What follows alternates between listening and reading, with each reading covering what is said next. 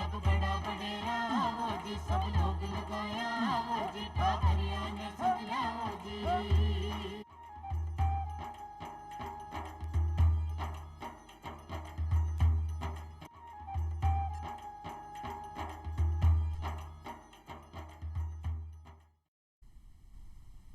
चौपाल देखने वाला सबला दर्शका ने राम राम सा भाई, आज आप सभी मना रहे हैं विश्व एड्स दिवस। अगर एक व्यक्ति सुरक्षित है तो सब सुरक्षित हो सके हैं। इसका मायना क्या होगा कि अगर एक व्यक्ति संयम से रह रहे हो और अपनी पूरा सुरक्षित भाव से अपना जीवन जी रहे हो तो आप बाकी व्यक्ति ने भी सुरक्षित रख सका। एड्स जैसी जो गंभीर बीमारी है वो आज की दुनिया की सबसे बड़ी बीमारी हो सके है और इसे आज हर व्यक्ति जूझ भी रहे हो। क्या आप एड्स से बच सका, इसका लक्षण क्या है, क्या आप समझ सका कि कोई भी व्यक्ति ने एड्स हो सके है तो के कारण है और इको बचाव के है, और अगर कोई व्यक्ति ने आ संक्रमण हो भी गए हुए तो इको इलाज का ही हो सके है। ई पर पूरी चर्चा रहेगी आज की चौपाल में और मैं आमंत्रित किया है श्री प्रदीप चौधरी साहब ने, जो कि है अतिरिक्त परियोजना निदेशक Rajasthan states aid control society से। प्रदीप जी ठाकुर, बहुत बहुत स्वागत है अपना चौपाल कार्यक्रम में। बी के साथ ही मैं आमंत्रित किया है डॉक्टर अभिषेक अग्रवाल जी ने, जो कि प्रोफेसर मेडिसिन एवं नोडल ऑफिसर हैं ART केंद्र SMS अस्पताल जयपुर माए। डॉक्टर साहब ठाकुर भी बहुत बहुत स्वागत है चौपाल में। जी हाँ, कि आज आप एड्स दिवस भी मना रहे हैं और हम बोल रहे हैं कि अगर एक व्यक्ति सुरक्षित है तो हर व्यक्ति सुरक्षित हो सके है। तो सबसे पहला सवाल आपसे आई पूछा कि जो एड्स दिवस है इन्हें मनावा के पीछे उद्देश्य क्या है? जी, ये जो एड्स दिवस है, जो विश्व एड्स दिवस है, जो सन 1988 से मनाया जा रहा है। सबसे पहले WHO में स्विट्ज़रलैंड में इसकी शुरुआत की थी। उस समय HIV जो एड्स जो बीमारी है वो नई नई आई थी, तो लोगों में इसकी जानकारी का अभाव था और इसका उद्देश्य यही था कि लोगों में इसके बारे में जानकारी हो और लोग इससे, जो ये भयावह बीमारी है, इससे अपने आप को बचा सकें। ताकि साथ ही इसका उद्देश्य ये भी था कि सरकारों को और जो स्वास्थ्य संगठन है, जो स्वास्थ्य सेवाएं हैं, उनको भी इसके बारे में जागरूकता मिले और वो इसके प्रभावी रोकथाम के बारे में अच्छे कदम उठा सके। जी बिल्कुल, कि एड्स के बारे में लोगों ने ज़्यादा से ज़्यादा जानकारी हो, क्योंकि जानकारी से ही आप बीमारी से बच सका। तो हर बार एक नई थीम के साथ आप शुरुआत करा एड्स दिवस की, तो ये बार की थीम का ही है? इस बार की थीम जो है वर्ल्ड एड्स डे पे, विश्व एड्स दिवस पे समानता रखी गई है और जो हमारे एड्स के साथ जो लोग जी रहे हैं उनको हम मुख्य धारा में लाने के उद्देश्य से इस थीम पे काम कर रहे हैं। तो समानता के साथ हम उनको आगे लाना चाहते हैं और इसी थीम के साथ इस वर्ष का एड्स दिवस हम मना रहे हैं। जी, यह बहुत ही चोखी थीम एक बार रखी गई है कि आम व्यक्ति की तरह ही एक संक्रमित व्यक्ति भी है, बी के साथ भी वैसे ही व्यवहार होना चाहिए जो एक आम व्यक्ति के साथ हो रहा है। बी ने भी प्यार की आवश्यकता है जिससे वो जल्दी से जल्दी बीमारी से ठीक हो सके है। डॉक्टर साहब, सवाल आवे है कि जब अपन एड्स की बात कर रहे हैं तो एड्स ने किया समझा बीमारी है कि? जी, बहुधा हम सुनते हैं HIV एड्स, और ये एक ही बीमारी के दो रूप हैं।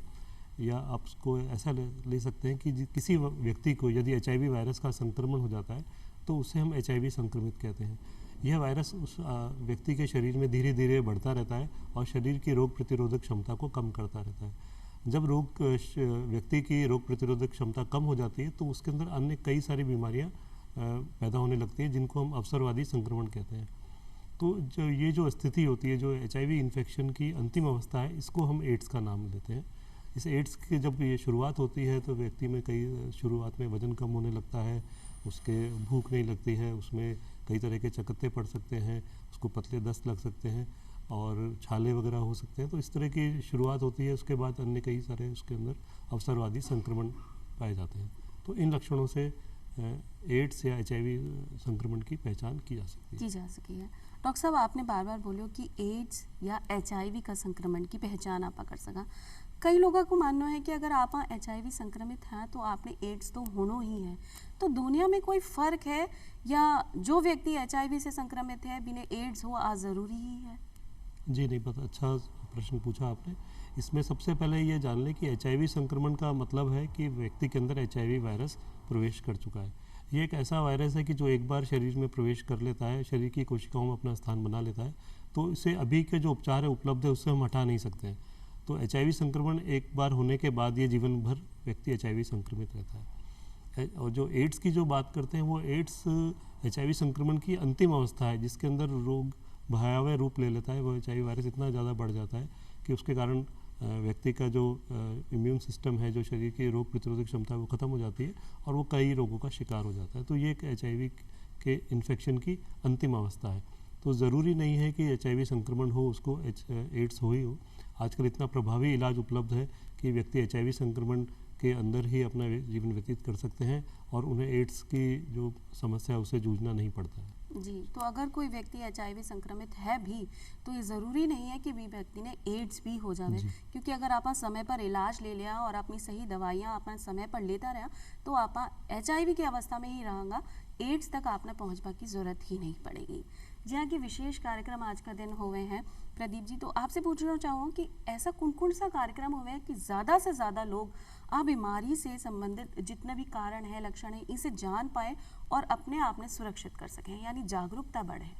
इसको हम राजस्थान के प्रत्येक क्षेत्र में पहुंचने का प्रयास करते हैं और दूर दराज के क्षेत्र में जहां भी हमारी सेवाएं उपलब्ध है, स्वास्थ्य सेवाएं उपलब्ध हैं, उन सभी सेंटर्स पे हम कोशिश करते हैं कि ज़्यादा से ज़्यादा लोग जुड़ें और इसके प्रचार प्रसार पे काम करें, जिसमें युवा साथी लोग हैं, हमारे रेड रिबन क्लब्स जो कॉलेजेस में खुले हुए हैं उनके माध्यम से, आउट ऑफ स्कूल यूथ में जो कॉलेज नहीं गए जो युवा, उन युवाओं साथियों के साथ में मिलकर जो कमेटियाँ बनी हुई हैं, उन कमेटियों के साथ हम विभिन्न कार्यक्रम आयोजित करते हैं। साथ ही साथ हमारे जो स्वास्थ्य केंद्र हैं, हमारे जिला अस्पताल हैं, उन सभी सेंटर्स पे हम लोग बहुत सारे अवेयरनेस कार्यक्रम करते हैं, जिनमें इलेक्ट्रॉनिक मीडिया है, दूर दराज के क्षेत्र में पहुंचने के लिए जो लोक कथा कलाकार हैं उनके माध्यम से हम विभिन्न गतिविधियों का आयोजन करते हैं ताकि इसकी सही और पूर्ण जानकारी हमारे दूर दराज के क्षेत्र में पहुंच सके। और इसी क्रम में हमारे यहाँ राज्य स्तर पे भी एक कार्यक्रम आयोजित किया जाता है आज विश्व एड्स दिवस पे, उसमें भी हम जो है राज्य स्तर में जो भी लोग इससे जुड़े हुए हैं उनको सम्मानित करना और उनको आगे की गतिविधियों की जानकारी देना, ये हम प्रमुख कार्यक्रम हमारे इस दिन संचालित किए जाते हैं पूरे राज्य भर में, जिससे कि लोगों ने सब सही जानकारी मिले और वो अगर कोई व्यक्ति संक्रमित भी है तो डर के पीछे नहीं रहे और खुद ने आगे लाकर अपना टेस्ट भी, जांचा भी अपनी समय समय पर कराता रहे। डॉक्टर साहब, जैसा कि अभी प्रदीप जी ने भी बताया कि आपने पूरी जानकारी होनी चाहिए, तो अगर एक व्यक्ति संक्रमित है या नहीं है तो भी का लक्षण काई हो कि आप समझ सका कि भाई आप HIV से संक्रमित हाँ। जी, HIV जब संक्रमण होता है तो प्रारंभिक अवस्था में, जिसको एक्यूट HIV सिंड्रोम बोलते हैं, वो कई व्यक्तियों में पाया जाता है। तो परंतु उसको विभेद कर पाना काफ़ी मुश्किल है और जो सामान्य वायरल इन्फेक्शन होते हैं जैसे जुकाम खांसी, उसी प्रकार का इन्फेक्शन होता है। व्यक्ति के HIV संक्रमण के प्रथम 7 दिन के अंदर आपको इस तरह के लक्षण दिखाई दे सकते हैं, जिसमें बुखार होना, शरीर में गिल्टियों का होना, चकत्ते उभरना, इस तरह के लक्षण हो सकते हैं। तो यदि किसी व्यक्ति को इस तरह के लक्षण हैं, साथ ही उसको इस तरह की पुरानी उसकी हिस्ट्री है कि उसने कोई असुरक्षित यौन संबंध स्थापित किए हैं या उसका ऐसा कुछ संपर्क हुआ है तो जिनसे उसके HIV इन्फेक्शन होने की संभावना हो गई है, तो इन दोनों, अगर ये दोनों कारण उपलब्ध हैं तो हम इस व्यक्ति में सोच सकते हैं कि इसको एक्यूट HIV सिंड्रोम है और उनकी जांच करके उसको पता लगाया जा सकता है। जी, और डॉक्टर साहब, एक बीच में सवाल आवे कि जब लक्षण की बात हो तो जो आम आपने सर्दी जुकाम बुखार की बात है या ज़्यादा दस्त लग जाना है या उल्टियाँ होना है, ऐसी परेशानी तो आपने आम बुखारा में भी हुए हैं, तो बस यही है कि जो कारण है बीने आपा ध्यान में रखता हुआ लक्षण ने समझ सका, क्योंकि बहुत लंबो समय कई बार लग जावे है लक्षण सामने आवा में। जी, जब ये एक्यूट HIV सिंड्रोम की जो बात की है वो एक सामान्य जो वायरल इन्फेक्शन उसी की तरह होता है, लेकिन यदि व्यक्ति के अंदर पूर्व में इस तरह की हिस्ट्री है या पूर्व का, जैसा कि मैंने बताया कि कारण है असुरक्षित यौन संबंध या इस तरह का कुछ संक्रमित सुई से उसको चोट लगी हो या उसने प्रयोग किया हो, तो उसके अंदर हम सोच सकते हैं। उसके बाद व्यक्ति एसिम्प्टोमेटिक या लक्षण रहित अवस्था में चला जाता है और इस दौरान HIV वायरस उसके शरीर में धीरे धीरे बढ़ता रहता है और ये अवस्था काफ़ी लंबी हो सकती है, करीब 8 से 10 साल भी लग सकते हैं इसके अंदर। और धीरे धीरे जब व्यक्ति की ये जो रोग प्रतिरोधक क्षमता है ये धीरे धीरे कम होती है, उसके बाद फिर HIV के जो लक्षण हैं वो प्रकट होने लगते हैं। जी, तो बहुत ज़्यादा समय लगे हैं, इसलिए आपनो जो जीवन है वो संयमित होना चाहिए कि अगर आपने पता है कि आपने कहीं ना कहीं गलती की है और ऐसा लक्षण अपने शरीर में आ रहा है तो ज़रूर से ज़रूर आपने जांच करा लेनी चाहिए। प्रदीप जी, कि डॉक्टर साहब ने बताया कि लक्षण से संबंधित हो गए हैं अपना कारण, तो आपका कारण कौन सा हो सके हैं जिससे कि ज़्यादा से ज़्यादा HIV फैल रहा है? देखिए, HIV फैलने के अभी तक जो ज्ञात कारण, उसमें 4 कारण मुख्यतः हैं, जिनमें पहला कारण जो है असुरक्षित यौन संबंध है। किसी संक्रमित साथी के साथ में अगर असुरक्षित यौन संबंध स्थापित किए हैं तो उसकी वजह से HIV का ट्रांसमिशन हो सकता है। दूसरा कारण है संक्रमित सुई के प्रयोग से। तीसरा कारण है रक्त या रक्त के उत्पाद अगर कोई भी चढ़ाए गए हों किसी व्यक्ति के शरीर में तो उससे भी इसका संक्रमण हो सकता है। और चौथा कारण जो है वो संक्रमित महिला या जो है वो अगर किसी बच्चे को जन्म देती है तो उसमें इसके चांसेस होते हैं ट्रांसमिशन के कि जाने के आगे। और उस चौथे कारण में हम बचा सकते हैं बच्चे को, बट उसके लिए बहुत सारे हमारे जो अस्पताल में संस्थागत प्रसव होना चाहिए, डॉक्टर की देखरेख में वो होना प्रसव होना चाहिए, तो उस स्थिति में इसकी जो प्रसार दर है उसको काफ़ी हद तक हम कम कर सकते हैं। तो ये 4 प्रमुख कारण जो है मुख्यतः हमारे HIV की प्रसार के लिए कारक हैं जिनमें ये प्रसार दर जो आगे एक व्यक्ति से दूसरे व्यक्ति में जाती है। तो पहले तो डॉक्टर साहब ने बताया कि असुरक्षित यौन संबंध अगर आप मना रहे हैं तो भी HIV होने की संभावना अपनी ज़्यादा हो सकती है। दूसरों बताया कि जो भी अपनी संक्रमित सुई है भी को अगर आपने इस्तेमाल कर लियो है, क्योंकि एक बार अगर कोई व्यक्ति ने सुई इस्तेमाल किया और वही सुई दूसरा व्यक्ति ने लगी है तो हो सके है संक्रमण फैल जावे है। और दूसरों की कई बार ऐसा हो जावे कि कोई एक्सीडेंट हो गया है या कोई ऑपरेशन है जिसमें आपने खून चढ़ावा की ज़रूरत पड़ गई है, खून से संबंधित जो भी चीज़ें हैं वो चढ़ावा की ज़रूरत है और भी की जाँच नहीं हुई है, तो एक कारण आ हो सके है। और एक ये कि गर्भवती महिला से बीका होने वाला टाबर ने आ बीमारी हो सके है। तो जब ये आखिरी वाली बात आवे है कि गर्भवती महिला से भी का शिशु ने भी समस्या हो सके तो कई शिशु ने बचाए हो जा सके है कि वो संक्रमित नहीं होगो HIV से। इसके लिए हमारे यहाँ जो जितने भी सरकारी अस्पताल हैं उन अस्पतालों में एक विशेष व्यवस्था की गई है। अगर जो भी जो महिला है जिसको प्रसव संक्रमित है और उसका प्रसव होना है तो उसके लिए हम संस्थागत प्रसव बोलते हैं। उसमें अस्पताल के अंदर चिकित्सकों की देखरेख से जो है उनके प्रसव को हम कराते हैं और उसमें उनकी कुछ दवाइयाँ हैं जिनमें कि नेवरापिन आदि, उन दवाइयों को देने के बाद में जो स्त्री है उसके वायरल लोड को हम कम लेके आते हैं जिससे कि और बहुत सारी सी सावधानियाँ रखी जाती है जिससे कि उसकी जो प्रसार दर है उसको हम घटा के 2 से 3% तक ले आते हैं। ये आज की स्थिति में पूरे राज्य भर में ये सुविधा उपलब्ध है। हमारे जितने भी जिला स्तरीय चिकित्सा अस्पताल हैं उनमें सब में ये सुविधा उपलब्ध है और ब्लॉक स्तर पे जो सामुदायिक स्वास्थ्य केंद्र है उन पे भी ये सुविधा अभी आज की स्थिति में उपलब्ध है राजस्थान में। जी, तो संक्रमित महिला ने खासकर का ध्यान रखना चाहिए कि आप अगर आपने प्रसव करवा रहे हो तो संस्थागत ही प्रसव होना चाहिए, जो कि आपने ग्रामीण इलाका में कई जगह होवे कि भाई आप घर में ही दाई ने बुलाकर प्रसव करा लिया तो वो आपके लिए सही नहीं है। अगर आप संक्रमित हो तो आपका शिशु ने भी परेशानी हो सके। डॉक्टर साहब, जहाँ संक्रमित सुई की बात हुई है, खून चढ़ावा की बात हुई है, तो आज सब तो अपना अस्पताल में ही हुए हैं, पूरी जांचा के बाद और साफ सफाई को पूरा ध्यान रखा जाए तो कितना प्रतिशत संभावना है कि संक्रमित सुई से या रक्त का कोई भी कण से अपना शरीर में HIV हो जाए? जी, इसमें 2 बातें हैं। एक तो संक्रमित सुई है, तो संक्रमित सुई तो जो आजकल जो डिस्पोजेबल निडल जो सुइयाँ अपन यूज़ कर रहे हैं, जो उपयोग में ला रहे हैं, उनके अंदर ये संभावना नगण्य हो गई है। लेकिन कभी दूर दराज के क्षेत्रों में देखा जाता है कि एक ही इंजेक्शन से कई मरीजों को सुई लगा दी जाती है। दूसरा एक है कि जो कई लोग नशीली दवाओं का सेवन करते हैं वो लोग सिरिंज से सुई से दवाइयाँ लेते हैं, तो ये भी देखा गया है कि वो एक ही सुई को बार बार यूज़ करते हैं, एक ही सुई से सभी लोग दवाई लगा लेते हैं, तो उसके अंदर ये संभावना होती है कि एक व्यक्ति का जो इन्फेक्शन है वह दूसरे शरीर में पहुंच जाए। जहाँ तक रक्त या रक्त उत्पादों की बात है तो आजकल काफ़ी नई तकनीक आ गई है जिससे कि हम रक्त उत्पादों को 100% तो नहीं पर सुरक्षित, काफ़ी हद तक सुरक्षित बना चुके हैं। तो इसमें एक विंडो पीरियड का होता है कि जब भी रक्त में HIV इन्फेक्शन होता है तो उसके कुछ समय बाद वो HIV इन्फेक्शन का पता लगता है टेस्ट के द्वारा।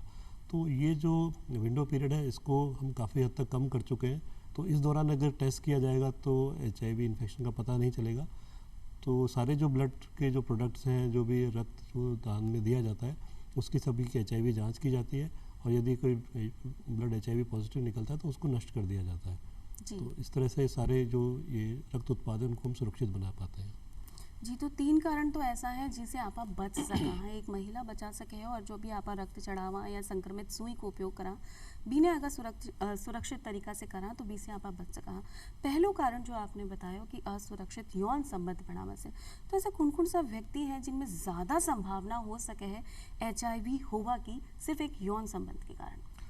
देखिए, इस स्थिति में अगर मैं बात करूं जैसे राजस्थान के परिप्रेक्ष्य में, तो जो लोग लंबे समय से घर से दूर रहते हैं या अपने परिवारजनों से दूर रहते हैं, माइग्रेंट्स प्रवासी हैं, वो काम की तलाश में दूसरे क्षेत्रों में चले गए हैं और बड़े लंबे समय तक अपने पार्टनर के साथ उनका संपर्क नहीं हुआ है, तो उस स्थिति में वो जो लोग हैं इस संपर्क में आ जाते हैं और वो विदाउट या बिना कॉन्डोम के जो है यौन संपर्क में आते हैं और वो इन्फेक्शन की चपेट में आने की संभावनाएं उनको पूरी होती है। तो इस स्थिति में जो लंबे दूरी के जो डिस्टेंस पे ट्रैवल करते हैं या लंबे समय तक घर से बाहर रहते हैं, वो प्रवासी इस हमारे लिए जोखिम समूह में गिने जाते हैं और उनको हम ब्रिज पॉपुलेशन कहते हैं। वो एक सेतु का काम करती है जो एक लंबे समय से दूर रहती है और इन्फेक्शन यहाँ लेके आती है और यहाँ अपने परिवारजनों में वो इन्फेक्शन को स्प्रेड कर देती है या बांट देती है।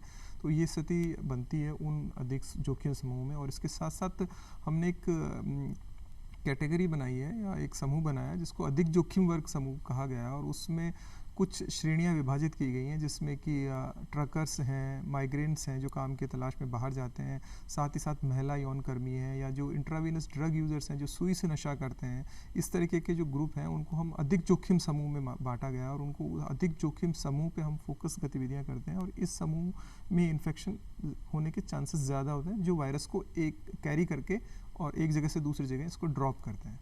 जी हाँ कि आज की चौपाल में आप बात कर रहे हैं कि अगर एक व्यक्ति सुरक्षित है तो सब सुरक्षित हो सकें। तो ये बात को आपने खास ध्यान रखना चाहिए कि जी हाँ कि अभी प्रदीप जी ने बताया और डॉक्टर साहब ने बताया, तो जितना भी कारण है 4 कारण इसे आप बच भी सकें। तो बचाव की अगर आप बात करें तो ये कारणों से दूर रहेगा तो आपने आप खुद ब खुद बचाव हो जाएगा। जब एक व्यक्ति ने पता चले है कि ऐसा ही लक्षण आपने शरीर में दिख रहा है और ये 4 कारण शायद मेरे साथ भी हुआ है, तो वो कठे जांच करावे और क्या आपने पता चल सके कि भाई मैं अब संक्रमित हूँ। जी, ये यदि आपको ऐसा संदेह है कि आपको HIV संक्रमण हो सकता है तो आपको अपने निकटस्थ जो भी आपका जांच केंद्र है या इलाज की सुविधा जहाँ भी उपलब्ध है, जो भी निकटतम चिकित्सा केंद्र है वहाँ पे जाइए। राजस्थान में लगभग सभी चिकित्सा केंद्रों में आपको HIV जांच की सुविधा उपलब्ध है और आप अपने चिकित्सक से परामर्श कीजिए। यदि वो समझते हैं कि आपको HIV इन्फेक्शन की संभावना है तो आपका वो जांच कराने की या टेस्ट कराने की सलाह देंगे और उनकी सलाह के अनुसार आप अपनी जांच करा सकते हैं, जांच करा सके हैं। प्रदीप जी दास भी पूछना चाहूँ कि जी आप लोगों में जागरूकता बढ़ा रहे हैं, भी यही लोगों में डर भी है कि भाई अगर कोई व्यक्ति ने पता चल गया कि मैं HIV संक्रमित हूँ तो समाज में मेरी बदनामी हो जाएगी या लोग मेरा बहिष्कार कर देंगे या परिवार वाला मैंने परिवार से बेदखल कर देंगे। तो ऐसे में व्यक्ति ने मानसिक रूप से बहुत ज़्यादा परेशानी हो सके, तो ऐसा कोई सलाह केंद्र है जटे 4 व्यक्ति भी ने समझाइश हो सके कि भाई ऐसी कोई परेशानी नहीं है, आप तुरंत अपना इलाज शुरू करवा लो। बिल्कुल, इस क्षेत्र में भी जो है सरकार ने बहुत ही सराहनीय कदम उठाए हैं और हमारे यहाँ राज्य में पूरे देश में हमारे स्थानीय भाषा में एक हेल्पलाइन शुरू की है सरकार ने, जिसको 1097 यानी 1097 उसका नंबर है। आप उस पर नंबर डायल करेंगे, निःशुल्क और पूर्ण गोपनीय हेल्पलाइन है जिस पे आप डायल करेंगे तो इस संक्रमण से संबंधित संपूर्ण जानकारी आपको इस पे मिलेगी। कौन सी सुविधाएं आपको आवश्यक है, कहाँ आपको टेस्ट कराना चाहिए, टेस्ट होने के बाद की प्रक्रिया में आपको कहाँ से गुजरना होगा, कैसे दवाइयाँ मिलती है, ये सारी जानकारी इस कॉल सेंटर पे उपलब्ध है। साथ ही साथ अगर आप हमारे ICTC सेंटर पे जांच कराते हैं तो जांच के उपरांत हमारे काउंसलर जो हैं वो अगर आप पॉजिटिव आते हैं तो उस पॉजिटिव आने के बाद में आपको क्या क्या सावधानियां रखनी चाहिए वो सारी जानकारी आपको उपलब्ध कराते हैं। साथ ही साथ आपको ART सेंटर से लिंक कराते हैं जहां निःशुल्क और पूर्ण गोपनीय वातावरण में आपको इससे जुड़ी हुई सारी दवाइयों का इलाज मिलता है और इन दवाइयों को लेने के बाद में क्या क्या सुविधाएं आपको होती है, क्या क्या सावधानियां आपको बरतनी होती है, उसके लिए भी हमारे ART सेंटर पे काउंसलर होते हैं, सलाहकार होते हैं। वो सलाहकार आपको इसकी सही और पूर्ण जानकारी देते हैं।